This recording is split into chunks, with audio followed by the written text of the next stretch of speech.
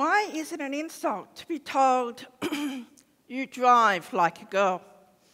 I'm a girl, I drive, and in fact, I compete in forest rallying, and I've got some fantastic company this year. Molly Taylor won the Australian Rally Championship, the youngest driver to ever to do so. Now, you may think that women driving, women competing in motorsport, is a modern fad. But actually, we've been competing since 1897 in France on powered tricycles. Isn't she gorgeous? Sorry, guys. And by 1909, we even had our own auto race in the US. Women were driving even before we had the vote. When you think about it, motorsport is the only place I can think of where men and women compete against each other at the same time. I personally have found rally sport to be extremely inclusive. If this middle-aged, profoundly deaf woman, who couldn't even drive a manual up until 2 years ago, can compete into an international rally event, and as shown by the screen, I didn't come last.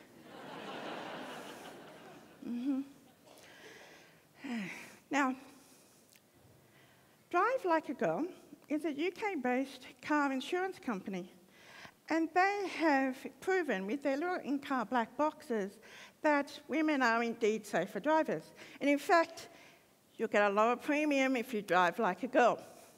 What I worked out is that safety is based on motivation, not on skill.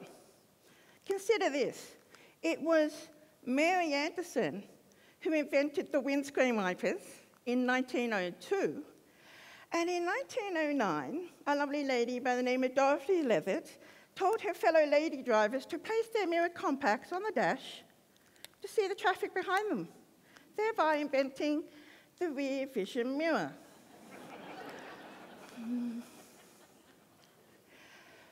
Crash statistics and surveys revealed that women are safer drivers because, one, we don't initiate road rage that often.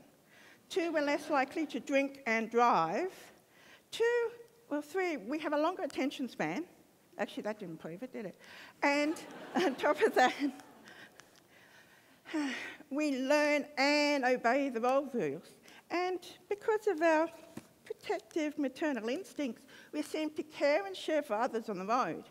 All these things because of the lack of testosterone. Now, in rally sport, there is a saying, to finish first, first you must finish. And what that simply means is there's no point in rushing through an event to only damage your car,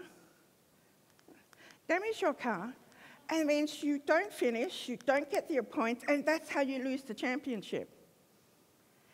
Male rally drivers have told me that they are conscious of the fact that when they get competitive, when they get confident, and when they get too focused on their speed, that's when they damage their cars. In Australia, there are more of us driving like a girl because we outnumber the men by 124,000. And guess what, girls? We're going to outdrive them too because we outlive them by 5 years. Yeah. I personally plan to be driving for a very long time. At the moment, I have, my apologies. I forgot about Michelle, my hero, Michelle Mouton. She is the only woman rally driver to win a World Rally Championship. And you know what? She said that her male competitors were deliberately crashing into her because she felt they didn't want to be overtaken by a woman, and that's the testosterone talking. Now, back to the statistics. I plan to be driving, like Michelle, hopefully in rally sport forever, but also, I currently own 3 cars. I have my street car, it's purple, my rally car, and my classic car. But I can confess to you, that's my next purchase that worries me the most. It's for my 16-year-old son, who gets his learner's permit next month. Yeah.